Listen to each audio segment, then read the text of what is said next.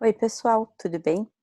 Então, para não ficar tão tarde a aula sobre carta, a aula extra, eu vou gravar agora para vocês e daí coloco no YouTube, assim vocês podem ir olhando conforme vocês tiverem disposição de tempo, tá? Então, a carta argumentativa, ela tem uma estrutura que sempre se repete, tá? Então, em primeiro lugar, eu vou colocar aqui todos os itens que fazem parte, tá? A gente faz o local e a data. É importante colocar o local e a data em que você está fazendo a prova.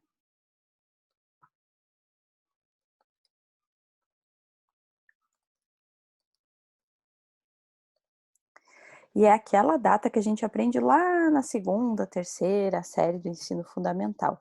Por exemplo, assim, ó, Passo Fundo, vírgula, 6 de abril, não sei se é 6 de abril, não tenho certeza, de 2020, ponto, tá? Só que o nome da cidade aqui vai variar conforme o lugar em que você está fazendo o vestibular. Beleza. Depois do local e da data, você pula uma linha.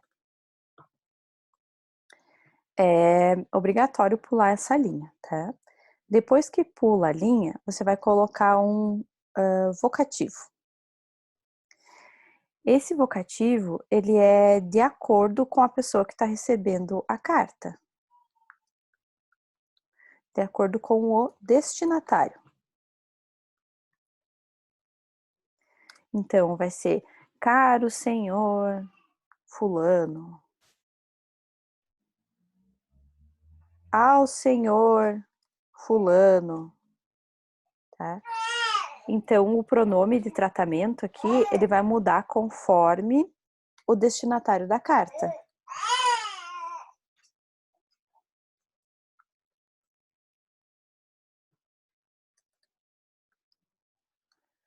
Tá? Depois que você coloca esse vocativo, usa uma vírgula. Então, ao senhor fulano de tal, vírgula. Então, essa vírgula ela é obrigatória e necessária também, porque se trata de um vocativo.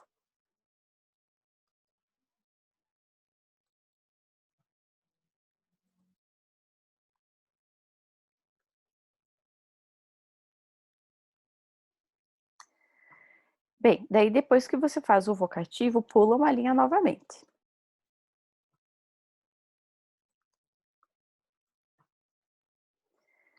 E aí vem a introdução da carta.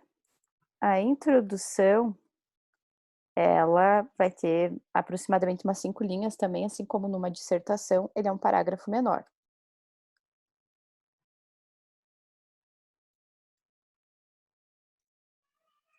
Que os demais. Aproximadamente, mais ou menos, né, 5 linhas.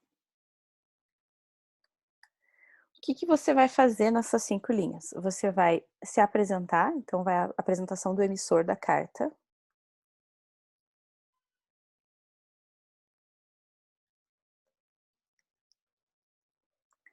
Essa apresentação é de acordo com a história que o vestibular quer que você crie, então você vai representar um papel, ou às vezes você é um aluno, então de acordo com a orientação da proposta, depois eu vou mostrar um exemplo, você vai se apresentar. Então, a apresentação do emissor da carta, seguindo a proposta de redação.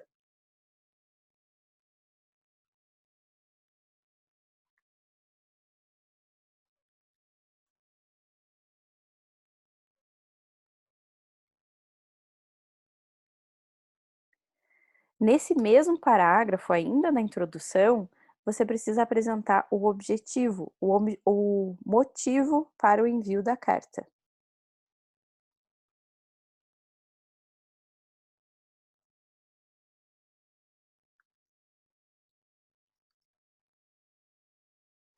Isso também é de acordo com a proposta, tá?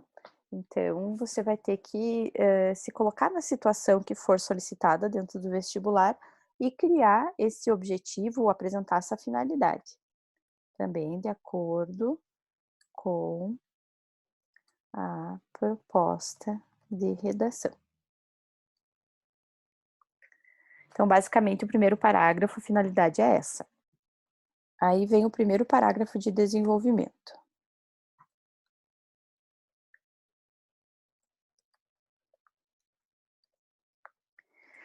Se a página ela tem umas 30, 35 linhas, você faz os 2 parágrafos de desenvolvimento. Agora se tem 20, 25, faz um só, tá.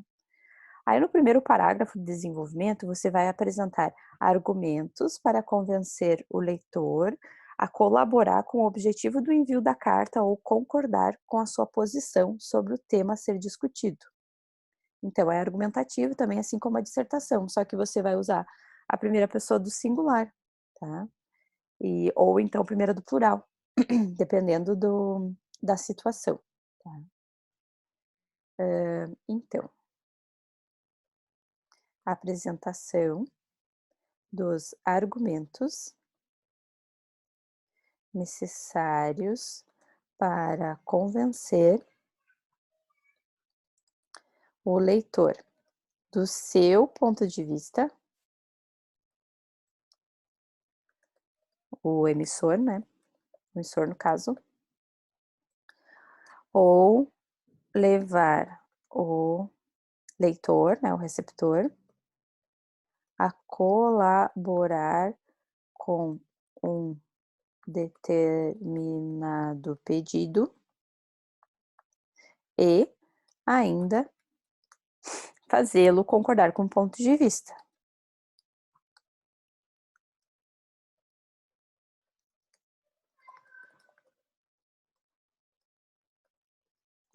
Como se trata de um texto, dissertativo e argumentativo, como é uma dissertação argumentativa, você pode usar todos os tipos de argumento que você usa em um vestibular ou no Enem. Você vai usar dados estatísticos, citações, referências, exemplos literários ou de seriados.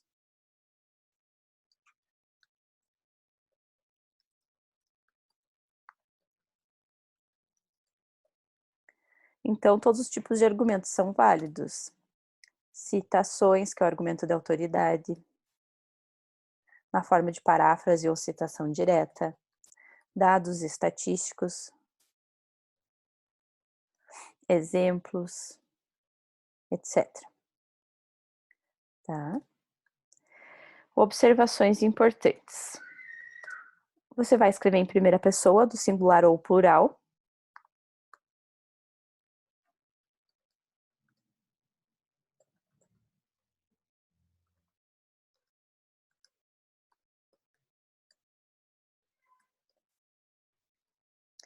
Dependendo também da proposta. E é interessante que ao longo do texto você se dirija a esse leitor novamente, que você repita esse vocativo no meio da carta. Portanto, caro senhor, ou portanto, leitores da revista tal. Tá? Você se dirige ao leitor no decorrer do parágrafo de desenvolvimento. Se dirigir ao leitor ao longo do texto.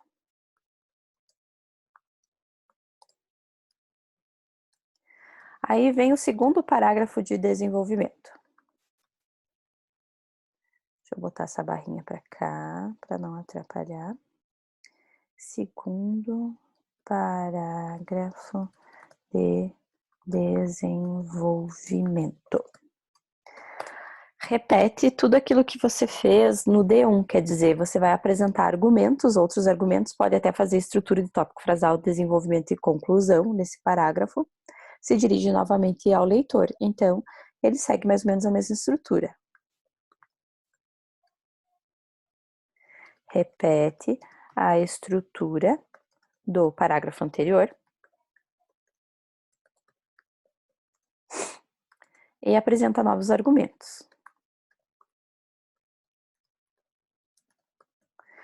Outra observação importante. O texto, no formato de carta, ele precisa ser muito polido, quer dizer, muito bem educado. Então, por mais que seja um assunto super polêmico, você não vai usar gírias, não vai usar palavrões, você não vai se posicionar de uma maneira agressiva, tem que ser muito cortês, muito polido.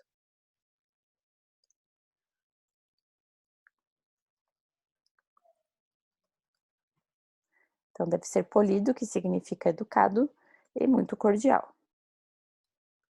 por mais polêmico que seja o assunto e tu tenha vontade de xingar o receptor da carta, certo?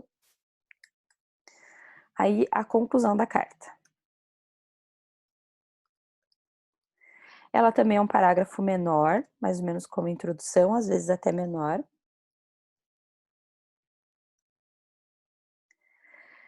No qual você agradece a oportunidade de se expressar, agradeço a oportunidade de apresentar meu posicionamento sobre a questão tarará timbu, apresenta, retoma o objetivo, a finalidade para o envio da carta. Você pode reforçar alguns argumentos também.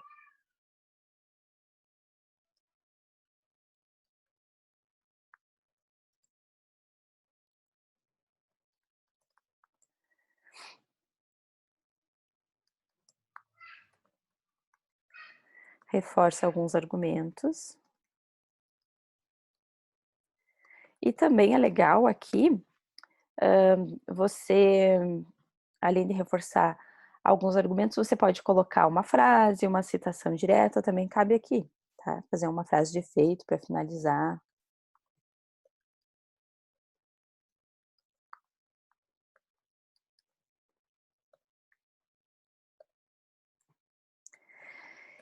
E, enfatiza que você aguarda um retorno, aguarda uma resposta.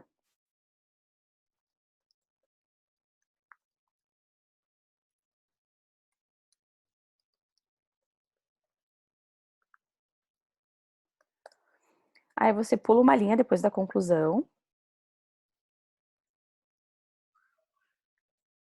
Pila, escrever pila. Pula mais uma linha.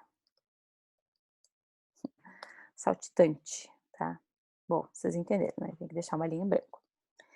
Deixa uma linha em branco e aí você usa uma expressão de despedida, de cortesia.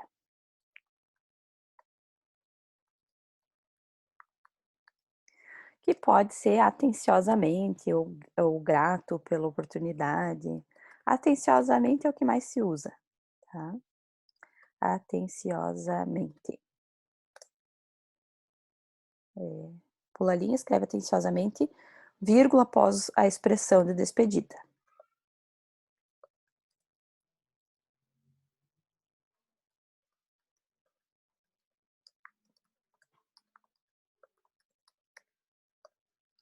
E aí vem a assinatura. Você vai assinar a carta de acordo com a proposta de redação, porque você não pode se identificar. Então, você vai colocar ou iniciais, ou colocar um aluno, um estudante, ou o nome do personagem que a proposta pediu para você vivenciar. De acordo com a proposta de vestibular, tomando cuidado, então, de não se identificar. Senão você zera a sua prova.